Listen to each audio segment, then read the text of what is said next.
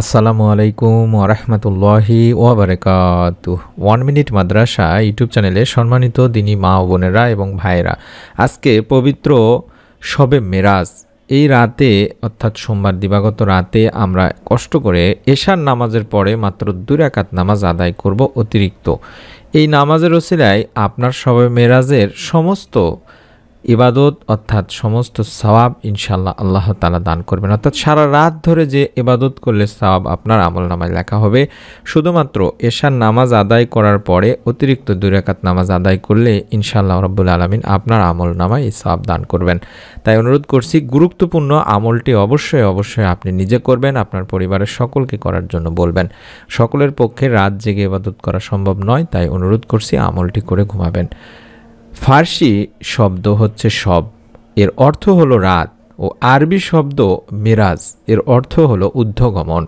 শবে মিরাজ বা মিরাজের রাত ইসলামের ইতিহাসে গুরুত্বপূর্ণ একটি ঘটনা। মহান রব্বুল আলামিন এই রাতে জিবরাইল আলাইহিস সালামের মাধ্যমে রাসূলুল্লাহ সাল্লাল্লাহু আলাইহি ওয়াসাল্লামকে আসমানে নিয়ে যান। এ রাতেই নবীজি সাল্লাল্লাহু আলাইহি ওয়াসাল্লাম ফিলিস্তিনের বাইতুল মুকাদ্দাস ছাড়াও 7 আসমান, জান্নাত ও জাহান্নাম ঘুরে দেখেন।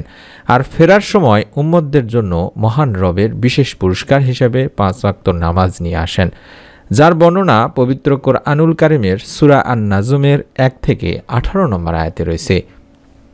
ঐতিহাসিক এই ঘটনার প্রেক্ষিতেই মুসলিমেরা মিরাজের রাতটি আল্লাহর সন্তুষ্টি অর্জনের জন্য পবিত্র কোরআন তেলাওয়াত, নফল নামাজ আদায়, জিকির আজকার, দোয়া দরুদ পাঠের মাধ্যমে অতিবাহিত করেন। কেউ কেউ এই শবে মেরাজের রোজাও রাখেন। ইসলামী স্কলার বাংলাদেশের মিজানুর রহমান আল আজহারি ও শায়েখ আহমদুল্লাহ সহ বেশিরভাগ আলেমদের মতে রজব মাস আরবি বর্ষপঞ্জিকার সম্মানিত 4টি মাসের একটি, অর্থাৎ রজব, জিলকদ, জিলহজ ও মহররম, এই 4টি সম্মানিত মাসের মধ্যে রজবও একটি। আর এই রজব মাসের মধ্যেই রয়েছে আমাদের এই মিরাজের ঘটনা বা শবে মিরাজ। অনেকেই মনে করেন যে রজব মাসের 27 তারিখ আল্লাহ রাসূল সাল্লাল্লাহু আলাইহি ওয়াসাল্লাম মিরাজে গিয়েছেন। তবে এক্ষেত্রে আল্লাহ রাসূল সাল্লাল্লাহু আলাইহি ওয়াসাল্লামের মিরাজ যে সত্য ঘটনা তা অবশ্যই প্রত্যেক মুসলিমকে মানতেই হবে। আর যদি এটা আপনি অস্বীকার করেন তাহলে আপনার ঈমান থাকবে না। তাই অনুরোধ করছি, এই রাতে অন্তত বেশি করে নফল ইবাদত, বেশি করে নফল নামাজ আদায়, কোরআন তেলাওয়াত, জিকির আজকার, তওবা ইস্তেগফার আপনারা করতে পারেন। আপনাদের সকলের সুবিধার্থে আমি এমন একটি ছোট্ট আমল শিখিয়ে দিচ্ছি, যাতে করে আল্লাহ রাব্বুল আলামিন আপনাদের সকলকে এই ছোট্ট আমলের ওসিলায় সারা রাত জেগে যে ইবাদত করবেন সেই ইবাদতের সওয়াব যেন আপনাকে দান করেন। কারণ রাতের আমল আল্লাহ রাব্বুল আলামিন আল্লাহ তাআলার কাছে অনেক বেশি পছন্দনীয়। যে ব্যক্তি রাত জেগে বিছানা থেকে উঠে তাহাজ্জুদের নামাজ আদায় করে, আল্লাহ তাআলার প্রশংসা করে, আল্লাহ তাআলা তাকে পছন্দ করেন এবং এই ইবাদতগুলো আল্লাহ তাআলার কাছে অত্যন্ত পছন্দনীয় এবং এই সময়টিতে আল্লাহ তাআলা বান্দার দোয়া কবুলও করে থাকেন। আমরা কম বেশি সকলেই জানি, হযরত আলী রাদিয়াল্লাহু তাআলা আনহু থেকে একটি হাদিস আছে, যেখানে নবী করিম সাল্লাল্লাহু আলাইহি ওয়াসাল্লাম বলেছেন, এ রাত যখন আসে তখন তোমরা এই রাতটি ইবাদত বন্দেগীতে কাটাও এবং দিনের বেলায় রোজা রাখো। কেননা এদিন সূর্যাস্তের পর আল্লাহ তাআলা দুনিয়ার আসমানে নেমে আসেন এবং আহ্বান করেন, ডাকতে থাকেন, কোনো ক্ষমা প্রার্থী আসো কি, আমি ক্ষমা করব। কোনো রিজিক প্রার্থী আসো কি, আমি রিজিক দেব। আছে কি কোনো বিপদগ্রস্ত, আমি উদ্ধার করব। এভাবে ভোর পর্যন্ত আল্লাহ রাব্বুল আলামিন মানুষের বিভিন্ন প্রয়োজনের কথা উল্লেখ করে আহ্বান করতে থাকেন, যেটা ইবনে মাজাতে 1384 নম্বর হাদিসে রয়েছে। তাই আমরা চেষ্টা করব দিনী ভাই বোনেরা, যদি সম্ভব হয় রাত জেগে আমল করার এবং শেষ রাতে বাংলাদেশের সময়ে রাত 3টা থেকে ফজরের আগ পর্যন্ত এই সময়টিতে রহমতের সময় বা শেষ রাত বলা হয়, এই সময়টিতে উঠে কষ্ট করে আমল করার। তবে একজন মানুষের জন্য সারা রাত জেগে আমল করা খুবই কঠিন একটি ব্যাপার। সেটা আবার যদি এমন হয় যে আপনি প্রতিদিন রাত জেগে আল্লাহ তাআলার কাছে আমল করেন তাহলে আরও বেশি কঠিন। তবে কেউ যদি একটি আমল করে, অর্থাৎ এই আমলটি করে, তাহলে আল্লাহ তাআলা তাকে সারা রাত জেগে আমল করার সওয়াব দেবেন ইনশাআল্লাহ। আপনি যদি শুধুমাত্র সবে মিরাজের রাতে আমল করবেন এমন না, প্রতিদিন করলে প্রতিদিনই এর সওয়াব পাবেন। সুবহানাল্লাহ।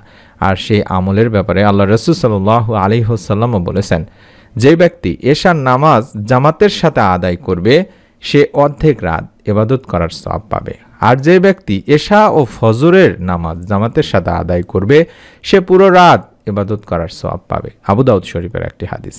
তাহলে বুঝতেই পারছেন, আমরা যদি এশার নামাজটা জামাতের সাথে আদায় করি এবং ফজরের নামাজ জামাতের সাথে আদায় করি, আল্লাহ রাব্বুল আলামিন আপনাকে সারা রাত ইবাদত করার সওয়াব দান করবেন।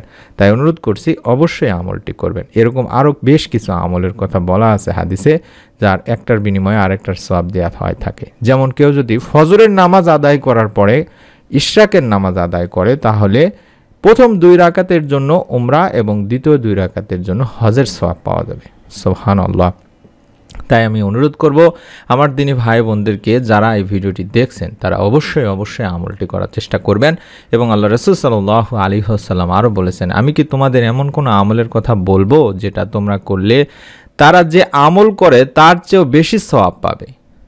আর সেই আমল হলো প্রতি নামাজের পরে তোমরা 34 বার আল্লাহু আকবার, 33 বার সুবহানাল্লাহ ও 33 বার আলহামদুলিল্লাহ পড়ো।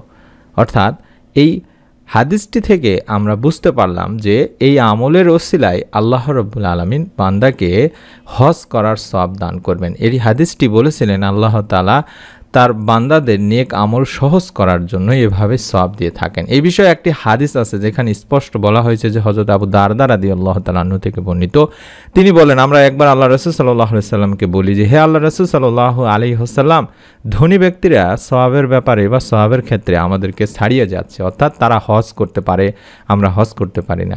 তারা সংগ্রাম বা যুদ্ধে শরীক হতে পারে, আমরা তো শরীক হতে পারি না। তখন আল্লাহ রাসূল সাল্লাল্লাহু আলাইহি ওয়াসাল্লাম এই হাদিসটির কথা বলেছিলেন যে, তোমরা যদি প্রত্যেক নামাজের পরে 33 বার সুবহানাল্লাহ, 33 বার আলহামদুলিল্লাহ এবং 34 বার আল্লাহু আকবার পড়ো, তাহলে তোমরা তাদের থেকেও অর্থাৎ তার চেয়েও বেশি সওয়াব লাভ করবে। সুবহানাল্লাহ। তাই আমরা এই আমলটিও করার চেষ্টা করব। এবং যাদের পক্ষে সম্ভব নয়, যেটা বললাম সারা রাত জেগে ইবাদত করা, তারা অবশ্যই রাতে ঘুমাতে যাওয়ার আগে, বিশেষ করে এশার নামাজ আদায় করার পরে অতিরিক্ত আরও 2 রাকাত নামাজ আদায় করবেন, যেটাকে নফল নামাজ বলা হয় থাকে। অর্থাৎ আপনি তাহাজ্জুদের নিয়তে এই 2 রাকাত নামাজ আদায় করে ঘুমাবেন। আল্লাহ রাব্বুল আলামিন আপনার আমল নামায় তাহাজ্জুদের নামাজের সওয়াব দান করবেন। এবং অবশ্যই ফজরের নামাজ তারপরে জামাতের সাথে আদায় করবেন। আল্লাহ রাব্বুল আলামিন আপনাকে সারা রাত ইবাদত করার সওয়াব দান করবেন।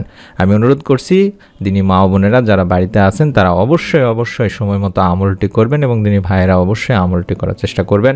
আল্লাহ রাব্বুল আলামিন আপনাদের সকলকে সারা রাত জেগে ইবাদত করার সওয়াব দান করবেন। অনেকের পক্ষে রাত জেগে ইবাদত করা সম্ভব না হলেও এই আমলটুকু অন্তত আপনারা করতে পারবেন ইনশাআল্লাহ। তাই অনুরোধ করছি অবশ্যই আমলটি করবেন। নিয়ত করে ফেলুন, আমলটি এখনই করার চেষ্টা করুন। ঘুমানোর আগে অন্তত আমলটি করে ঘুমায় যাবেন। আমি আমার দিনী ভাই বোনদের কাছে অনুরোধ করব, আপনি নিজে এই ভিডিওটি দেখার পরে অবশ্যই আপনার নিকট আত্মীয় স্বজন, কাছের মানুষজনকে ফেসবুক, হোয়াটসঅ্যাপ, মেসেঞ্জারে শেয়ার করে দিন। এখনই অবশ্যই সওয়াবের উদ্দেশ্যে। পরবর্তী নতুন আমলের ভিডিও আমরা দেওয়ার সঙ্গে সঙ্গে যেন আপনি আপনার মোবাইলে দেখতে পান, তার জন্য চ্যানেলটির সঙ্গে থাকার অনুরোধ করছি। সকলে ভালো থাকুন, সুস্থ থাকুন। আসসালামু আলাইকুম ওয়া রাহমাতুল্লাহি ওয়া বারাকাতুহু।